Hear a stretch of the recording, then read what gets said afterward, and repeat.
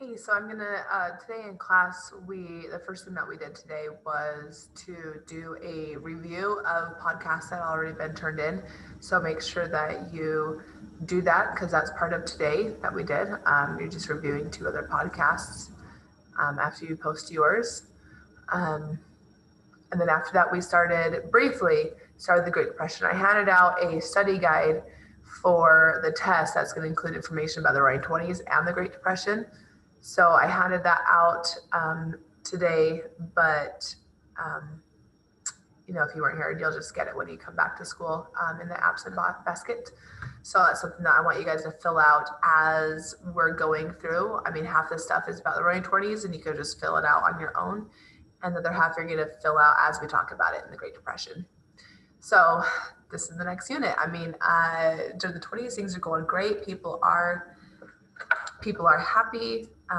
They are buying things. They're going to sports games and music, jazz games, not jazz games, but like or jazz clubs, and um, they're going to the talkies. We talked about that. The not talking pictures, movies, basically.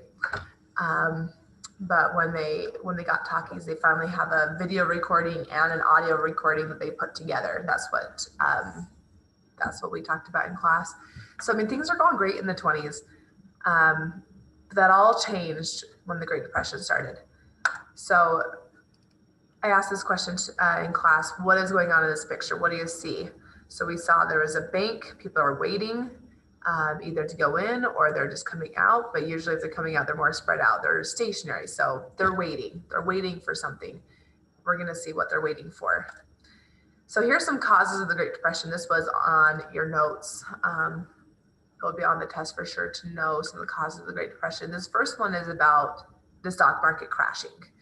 This just, instead of writing this whole one down, I told people just to write stock market crashed. We're going to explain more about this in a couple slides.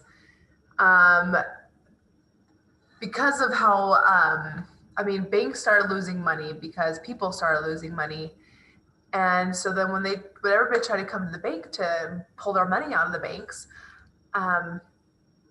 just didn't have that money. See, the thing with banks is all the people that have all their money, so like if we have like $50 million worth of people who deposited their money in the banks, they don't actually hold $50 million worth. One reason, because if the bank gets robbed, that's everybody's money gone. How are they going to get it back? So they don't ever actually hold that much money in the bank. Another reason is because, especially today with electronic transfer of money, I mean, you can't just like ship over paper money. The bank can't ship over paper money to a store when you purchase something with a credit card. That's ridiculous. So, they only keep enough to handle their day-to-day business, but not saying that you won't be able to get all your money back. Of course, you'd be able to get all your money back if you were going to pull it out, if it's just you. But if everybody's going to pull their money out, well, they don't have enough money to give everybody. So they're going to have to close down. Tons of banks closed. And couldn't be in business anymore because everybody was pulling their money out of the banks because people needed their money. People were they were losing their jobs. Which is part of another one that we're going to talk about. So the Federal Reserve is basically like the national bank, if you will.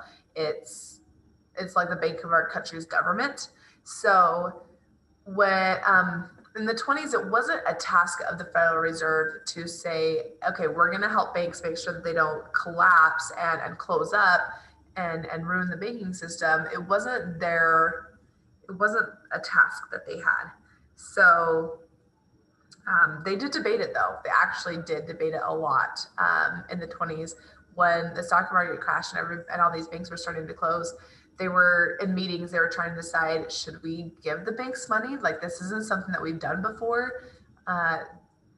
It could help, but we don't know if we're supposed to do that. We don't know if we have the right to do that. We don't know if we should, because, I mean, the consensus at this time was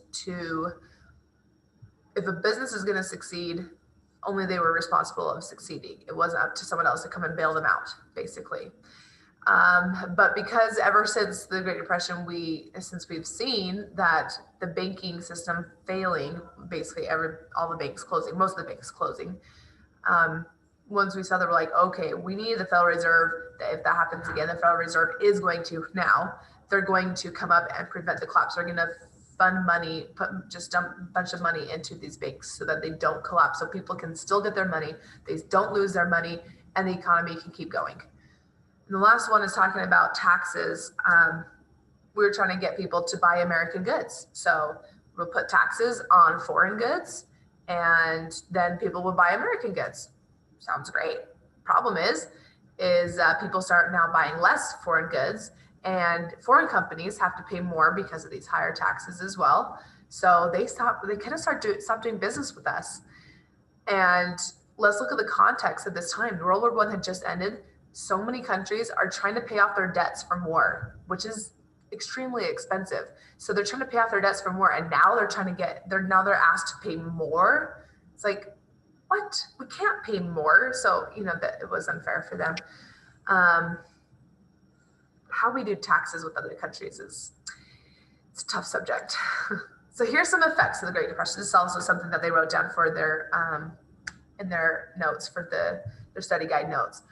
So a large number of banks and businesses failed. They closed, and because of that, a lot of people lost their jobs. 1/4 of workers lost their jobs. And and that's kind of similar to COVID, but here's something I want to tell you to help you see how it was worse that they lost so many jobs in the Great Depression compared to the coronavirus that's going on this year. So in the 1920s, you have 25% unemployment, but in the households, you usually have one person making money. Okay, so if you had one person making money and they lost their job, that is your whole household's income. So in 2020, we have our worst was 20% unemployment, which was pretty bad. It got really bad. However, it wasn't as bad as the Great Depression, because usually I think the average is like 1.6 persons. I guess we'll say people. And I say 1.6 because most households have 2 people working and having 2 incomes. I mean, it's kind of necessary today because one income paid for a lot back then, paid for basically everything they needed, and today it doesn't. So, I mean, it's weird. It's hard to compare because we have more people in each household working. So if one person loses their job, the other person still has a job probably. At least in most cases they did. So, at least they still had some income and didn't have, 0 income all of a sudden. That were some people who did. Some people became homeless because of COVID, because everybody lost their jobs. They had no more income. So I'm not trying to say that COVID, it wasn't bad, because it really was bad with how the economy got hurt. But it's hard to compare just because of, how many people in the household are making money, and how much does one person's income mean to the household. Back then, it was only one person, and it meant everything. It was all they needed, but it meant everything. Today, you usually have 2 people making income for the households, but one person's income usually isn't enough to go for everything. It almost is. It's close, but so that's just a little comparison for you guys. Oh, here we go. Okay, so a large number of people were hungry and homeless because they lost their jobs. They didn't have any money to pay for food, and which is funny though, because even though a lot of people were hungry because they didn't have money to pay for food, farms actually had an oversupply of food at the beginning. They had an oversupply of food. The government actually, part of one of their stimulus programs, another comparison between 1920 and 2020s.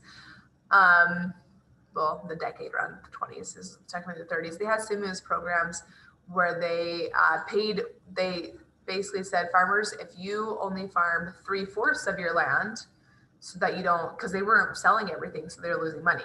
So they said, only farm 3/4 of your land. We'll pay you what you would have gotten for that last fourth of your land, but then you're not going to be losing money by not selling a bunch of crops and having it go to bad. Like literally, there were crops in the ground not picked because they didn't need it. They weren't selling it. So why spend the energy picking it when you're not, that's how it was, which is so weird. It's like, why are there so much food in the fields and the farms, but people are going hungry? They just couldn't pay for it. And then a lot of people lost their farms because of their income going down because not selling as much, but also those who are in the Midwest, like think Oklahoma, that area. There was a huge drought. We call it the Dust Bowl. It ruined farms. It ruined crops. It was horrible. People picked up and moved, out to California so they can have a job, so they, can survive. So there's a lot of crazy stuff going on in the Great Depression. So this is talking about the stocks and how the stocks dropped, causing the stock market crash. So the concept behind buying stocks in the 20s, which is the same as today, is you buy at a low price and you wait for the price of that stock to rise, and then you sell it. So you make that profit. Okay. But it happened a lot, but there was enough people that believed that they could become rich overnight. There were people who did become rich basically overnight because, it just very quickly, the stock prices would rise. And then, but there's all these people like, hey, they hear about these people who get rich practically overnight. They're like, I want to do that. I want to get rich too. I mean, wouldn't you? I'd want to. So they get into it, but for every one person that actually gets rich doing this, there's hundreds, if not thousands, who don't get rich, and they're losing money, but it's still causing those stock prices to rise and rise and rise because people keep buying them because they want it to rise more. So this is called a bull market when they're rising. So a lot of people are attracted by this bull market, to trying to get there, but buy some stocks before they rise too high so they can sell it when they're higher. But there were investors who were taking advantage of this. They were buying stock, what we call on margin. Basically, that's like the installment payments. They would pay a percentage of the cost, and then they borrow the rest. So if it costs $100, they'd pay like $20. They would borrow $80 from a broker, and then they expect that when the price rises, they'll sell it for maybe like $120, and then they'll use that to pay back the $80 plus interest, to the broker, and then keep the rest for their profit. Sounds good. So that was the plan. Okay. But here we go.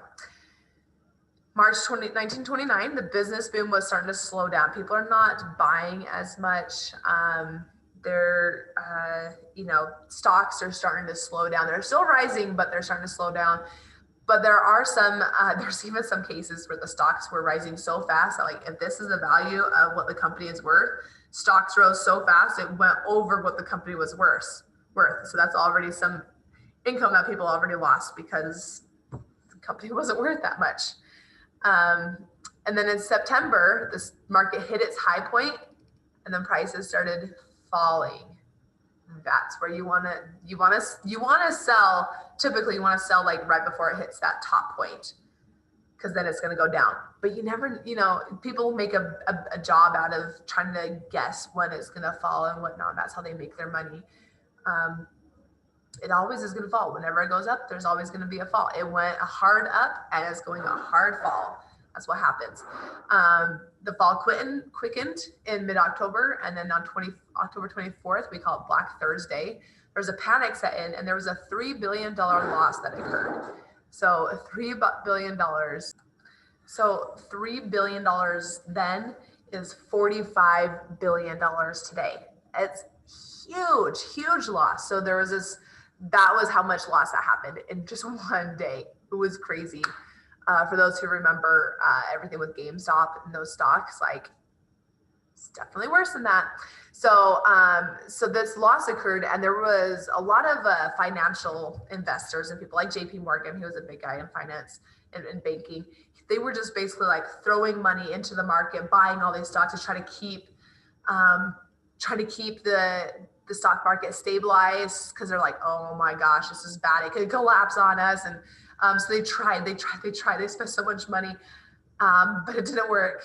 On October 29th, Black Tuesday, the stock market collapsed. Stocks were sold for a fraction of their price, of their cost. And then the more sales that they have, the more that they just kept falling steeper and steeper until there's no more buyers. Nobody wanted to buy the stock. That's when it crashed, when no buyers were available. That's what it means when the stock market crashes.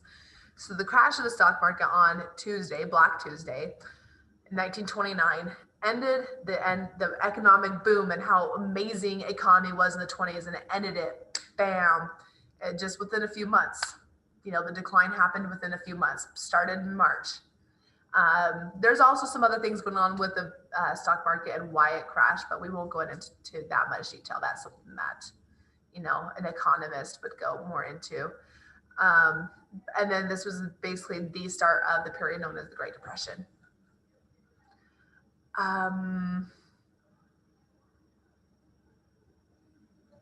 Yeah, we're going to stop there. Actually, you know what? I'll get these just in case.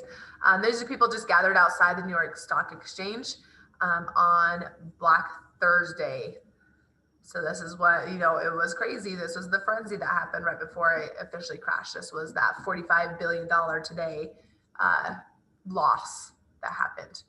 And then here's another crowd. This is the answer to that first question. So here's another bank. So they're surrounding it. They're desperate to withdraw their money from the bank before it closes up and all their money is gone. So that's what it is. This is a run on the bank. Okay, this bank in particular lasted like a decade. And then they had to close because of COVID, because that has happened too today. Because of, everybody making a run, trying to get their money, withdrawing it. And they're like, we have no more money. We have to close. Sorry guys, your money is, they couldn't get their money. So yeah, it collapsed. This is what happened. So anyways, that is it for today. I'll have another one for tomorrow, but that's all we did for class today.